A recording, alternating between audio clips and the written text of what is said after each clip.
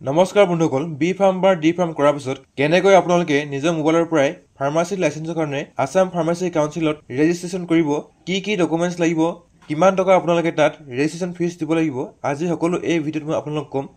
so আপোনালোকে ভিডিঅ'টো প্ৰথমৰ পৰা শেষলৈকে চাব আৰু যদি আপোনালোকে চেনেলটো নতুনকৈ আহিছে চেনেলটো সাবস্ক্ৰাইব কৰি ভিডিঅ'টো এটা লাইক কৰিব আৰু ৰেজিষ্ট্ৰেচন কৰিবৰ কাৰণে আপোনালোকে মোবাইলৰ গুগল ক্ৰমত গৈ টাইপ কৰিব apconline.in ইয়াত আপোনালোকে প্ৰথম লিংক আসাম ফাৰ্মাচী কাউন্সিল ইয়াতে ক্লিক কৰিব সো আপোনালোকৰ মাজত এনেকৈ এটা পেজ খুল খাই আহিব ইয়াত আপোনালোকে ৰেজিষ্টাৰ কৰিব লাগিব তো ৰেজিষ্টাৰ কৰিবলৈ আপোনালোকে ৰেজিষ্টাৰত ক্লিক কৰিব সো ইয়াত আপোনালোকৰ এনেকৈ ইম্পৰ্টেন্ট ইনফৰমেশনৰ এটা পেজ পোৱা এইটো আপোনালোকে ক্লোজ কৰিব ইয়াত আপোনালোকৰ এপ্লিকেন্ট ৰেজিষ্ট্ৰেচন পেজটো খুল খাই আহিব সো ইয়াত আপোনালোকে আপোনাৰ ফুল নেম এন্টাৰ কৰিব তাৰ পিছত আপোনাৰ যিকোনো এটা এক্টিভ ইমেইল আইডি তাৰ পিছত আপোনালোকে এটা মোবাইল নম্বৰ আৰু ইউজাৰ নেম এন্টাৰ কৰিব তাৰ পিছত ইয়াত আপোনালোকে এটা পাসওয়াৰ্ড টাইপ কৰিব লাগিব সো ইয়াত আপোনালোকে পাসওয়াৰ্ড টাইপ কৰি পাসওয়াৰ্ড কনফাৰ্ম কৰিব আৰু ৰেজিষ্টাৰ বটনত ক্লিক কৰিব সো আপোনালোকৰ মোবাইলত এটা ওটিপি আহিব ইয়াত আপোনালোকে ওটিপি এন্টাৰ কৰি চেক ওটিপিত ক্লিক কৰিব আপোনাৰ যোনটো ওটিপি সাকসেসফুলি ভেৰিফাইড হৈ যাব তো ইয়াত আপোনালোকে ওকে ক্লিক কৰিব ওকে ক্লিক কৰাৰ পিছত আপোনাৰ প্ৰফাইল সাকসেসফুলি ক্ৰিয়েট হৈ যাব তাৰ পিছত আপোনালোকে ইয়াত লগইন কৰিব লাগিব এপ্লিকেন্ট লগইনত আপোনালোকৰ ইউজাৰ নেম আপোনাৰ যোনটো ইমেইল আইডি আপোনালোকে টাইপ কৰিছিলে হেতুই হ'ব আৰু আপোনাৰ যোনটো পাসওয়াৰ্ড আপোনালোকে ক্ৰিয়েট কৰিছিলে হেতু আপোনালোকে ইয়াত পাসওয়াৰ্ড হ'ব তাৰ পিছত আপোনালোকৰ মোবাইলত যোনটো কেপচা কোড শো কৰিব ইয়াত কেপচা কোড ফিল কৰি লগইনত ক্লিক কৰিব লগইনত ক্লিক কৰাৰ পিছত ইয়াত আপোনালোকৰ ইউজাৰ প্ৰফাইলটো শো কৰিব যদি আপোনালোকে আপডেট কৰিব বিচাৰে ইয়াত আপোনালোকে নেম ইমেইল আইডি বা মোবাইল নম্বৰ আপডেট কৰিব পাৰে ৰেজিষ্ট্ৰেচন কৰিবৰ কাৰণে আপোনালোকে ইয়াত নিউ ৰেজিষ্ট্ৰেচন ক্লিক কৰিব সো আপোনালোকৰ যোনখন ৰেজিষ্ট্ৰেচন ফৰ্ম ইয়াত খুল খাই আহিব সো ইয়াত আপোনালোকৰ যোনবোৰ ষ্টাৰ মাৰ্ক দিয়া আছে সেইবোৰ আপোনালোকে ফিল আপ কৰিব লাগিব পাৰ্সোনাল ডিটেইলছত আপোনালোকৰ বহুতো ডিটেইলছ অটোমেটিকলি ফেচ হৈ আহিব ইয়াত আপোনালোকে আপোনাৰ ফাদাৰ্ছৰ ফুল নেম এন্টাৰ কৰিব তাৰ পিছত আপোনালোকৰ যোনটো ডেট অফ বাৰ্থ ইয়াত আপোনালোকে ক্যালেন্ডাৰ পৰা চুজ কৰিব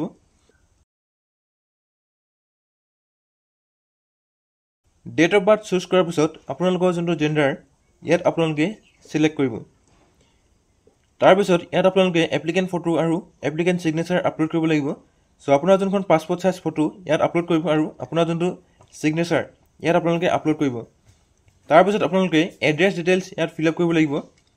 সো ইয়াত আপোনালোকে এটত আপোনালোকে যোনটো ইউনিভাৰ্সিটি বা কলেজত পঢ়িছিলে তাৰ নেম ইয়াত এন্টাৰ কৰিব তাৰ পিছত আপোনালোকে পোষ্ট এন্টাৰ কৰিব লাগিব সো আপোনালোকৰ পোষ্ট অফিচৰ যোনটো নেম ইয়াত এন্টাৰ কৰিব পোষ্ট অফিচ এন্টাৰ কৰাৰ পিছত ইয়াত আপোনালোকে ডিস্ট্ৰিক্ট সিলেক্ট কৰিব লাগিব তাৰ পিছত ইয়াত আপোনালোকে ডিস্ট্ৰিক্ট সিলেক্ট কৰিব ডিস্ট্ৰিক্ট সিলেক্ট কৰাৰ পিছত আপোনালোকৰ যোনটো পিন কোড ইয়াত এন্টাৰ কৰিব তাৰ পিছত আপোনালোকে আইডেন্টিফিকেশন প্ৰুফ ইয়াত আপলোড কৰিব লাগিব আইডি প্ৰুফৰ কাৰণে আধাৰ কাৰ্ড ভোটাৰ কাৰ্ড বা ড্ৰাইভিং লাইসেন্স যিকোনো এটা ইয়াত সিলেক্ট কৰিব পাৰে তাৰ পিছত আইডেন্টিফিকেশনৰ প্ৰুফৰ নম্বৰ এই নম্বৰটো ইয়াত এন্টাৰ কৰিব তাৰ পিছত আপোনালোকে যদি আধাৰ কাৰ্ড সিলেক্ট কৰে আপোনাৰ যোনখন আধাৰ কাৰ্ড তাৰ ফটো ইয়াত আপোনালোকে আপলোড কৰিব লাগিব সো আপোনালোকৰ যি আধাৰ কাৰ্ড ইয়াত আপলোড কৰি দিব তাৰ পিছত আপোনালোকে ইয়াত ইন্টাৰ্নশিপ ডিটেইলছ ফিল আপ কৰিব লাগিব তো ইয়াত আপোনালোকৰ যোনখন মেডিকেল অৰ্গেনাইজেশ্যনৰ নেম ইয়াত এন্টাৰ কৰিব তাৰ পিছত আপোনালোকৰ যোনটো training period date and start date আৰু এণ্ড ডেট সিলেক্ট কৰিব নেক্সট আপোনালোকৰ যোনখন সাৰ্টিফিকেট ইন্টাৰ্নশিপৰ ইয়াত আপোনালোকে আপলোড কৰিব ইন্টাৰ্নশিপ ডিটেইলছৰ পিছত ইয়াত আপোনালোকে এডুকেশ্যন কোৱালিফিকেশ্যন এড কৰিব লাগিব ফাৰ্স্ট আপোনালোকে ইয়াত 10ৰ এডুকেশ্যন কোৱালিফিকেশ্যন এড কৰিব লাগিব সো ইয়াত আপোনালোকৰ নেম অফ দা কলেজত আপোনালোকৰ যোনটো স্কুল আছিলে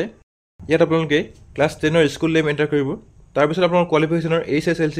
সিলেক্ট হৈ থাকিব যদি আপোনালোকৰ HSLC সিলেক্ট হৈ নাথাকে আপোনালোকে সিলেক্ট কৰি ল'ব তাৰ পিছত আপোনালোকৰ ইয়াত ইয়াৰ অফ পাছিং সিলেক্ট কৰি আপোনালোকৰ ইউনিভাৰ্সিটি বা আপোনালোকে ইয়াত যদি সেবাৰ পৰা পঢ়িছিলে সেবাৰ টাইপ কৰিব যদি আপোনালোকৰ CBSE আছিলে CBSE টাইপ কৰিব তাৰ পিছত ইয়াত আপোনালোকে এডমিট কাৰ্ড মাৰ্কশিট আৰু সাৰ্টিফিকেট আপলোড কৰিব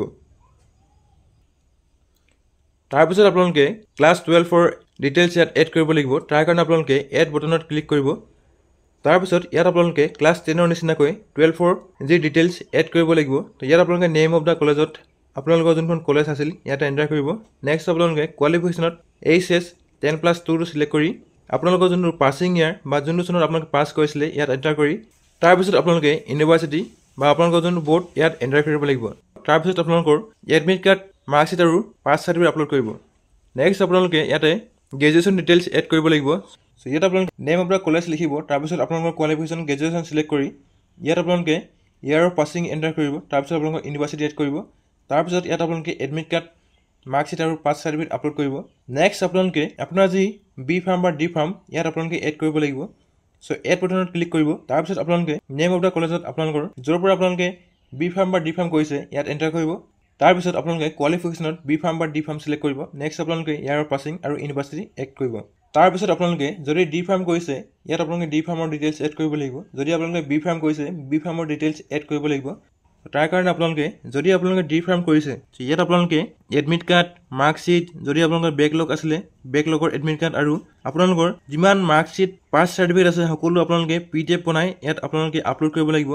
আৰু যদি আপোনালোকে বি ফাৰ্ম কৰিছে ইয়াত আপোনালোকৰ এডমিট কাৰ্ড যিমানবোৰ আপোনালোকৰ মাৰ্কশ্বিট আছে বেকলগ যদি আপোনালোকৰ বেকলগ আছে বেকলগৰ এডমিট কাৰ্ড আৰু পাছ চাৰ্টিফিকেট সকলো ইয়াত আপোনালোকে এড কৰিব লাগিব এডমিট কাৰ্ড মাৰ্কশ্বিট আৰু পাছ চাৰ্টিফিকেটৰ PDF ফৰ্মেট বনাই ইয়াত আপোনালোকে আপলোড কৰিব আপলোড কৰাৰ পিছত ইয়াত আপোনালোকে এগ্ৰিত ক্লিক কৰি সাবমিট বাটনত ক্লিক কৰিব সাবমিট বাটনত ক্লিক কৰাৰ পিছত আপোনালোকৰ এনেকুৱা এটা পেজ খোল খাই আহিব সো ইয়াত আপোনালোকে পেমেন্ট কৰিব লাগিব পেমেন্ট কৰিবৰ কাৰণে আপোনালোকে পেমেন্ট বাটনত ক্লিক কৰিব ইয়াত আপোনালোকৰ এনেকুৱা এটা পেজ খোল খাই আহিব ইয়াত আপোনালোকে আপোনাৰ name email ID mobile number address সকলো দেখা পাব আৰু ইয়াত আপোনাৰ যোনটো সো ইয়াত আপোনালোকে 6000 এটা পেমেন্ট কৰিব লাগিব পেমেন্ট কৰিবৰ কাৰণে আপোনালোকে সাবমিট বাটনত ক্লিক কৰিব ইয়াত আপোনালোকৰ পেজটো লোডিং হ'ব সো ইয়াত আপোনালোকৰ বিলিং ইনফৰমেশ্যন আহি যাব যদি আপোনালোকৰ HDFC বেংকৰ ক্ৰেডিট কাৰ্ড আছে বা ডেবিট কাৰ্ড আছে আপোনালোকে ক্ৰেডিট কাৰ্ড বা ডেবিট কাৰ্ড থ্ৰু দি কৰিব পাৰে যদি আপোনালোকে আদাৰ্স বেংকৰ ডেবিট কাৰ্ড থ্ৰু দি কৰিব বিচাৰে ইয়াত আপোনালোকে আদাৰ্স বেংক ডেবিট কাৰ্ড সিলেক্ট কৰিব যদি আপোনালোকে নেট বেংকিং থ্ৰু দি কৰিব বিচাৰে নেট বেংকিং চুজ কৰিব যদি আপোনালোকে UPI থ্ৰু দি পেমেন্ট কৰিব বিচাৰে UPI ত ক্লিক কৰিব তাৰপিছত ইয়াত আপোনালোকৰ যোনটো merchant app Google Pay PhonePe ইয়াত সিলেক্ট কৰিব সিলেক্ট কৰাৰ পিছত ইয়াত আপোনালোকে এণ্টাৰ UPI ID আপোনাৰ যোনটো UPI ID ইয়াত এণ্টাৰ কৰিব তাৰপিছত আপোনালোকে ভেৰিফাই এণ্ড পেড ক্লিক কৰিব সো আপোনাৰ মোবাইলত এটা 6000 ৰ পেমেন্টৰ ৰিকুৱেষ্ট আহিব তো ইয়াত আপোনালোকে পেমেন্ট কৰিব পেমেন্ট কৰাৰ পিছত ইয়াত আপোনালোকে এপ্লিকেন্ট লগইন কৰি আপোনাৰ যি ফৰ্ম ভিউ বাটনত ক্লিক কৰি আপোনালোকে ইয়াত ৰেজিষ্ট্ৰেচন ফৰ্মখন চাব পাৰে আৰু আপোনালোকৰ যি পেমেন্টৰ ৰিসিপ্ট পেমেন্টত ক্লিক কৰি আপোনালোকে ৰিসিপ্টখন চাব পাৰে সো এনেকৈ আপোনালোকে বি ফাৰ্ম বা ডি ফাৰ্ম কৰাৰ পিছত আপোনালোকৰ যি ফাৰ্মাচী লাইসেন্স তাৰ কাৰণে আপোনালোকে নতুনকৈ ৰেজিষ্ট্ৰেচন কৰিব পাৰে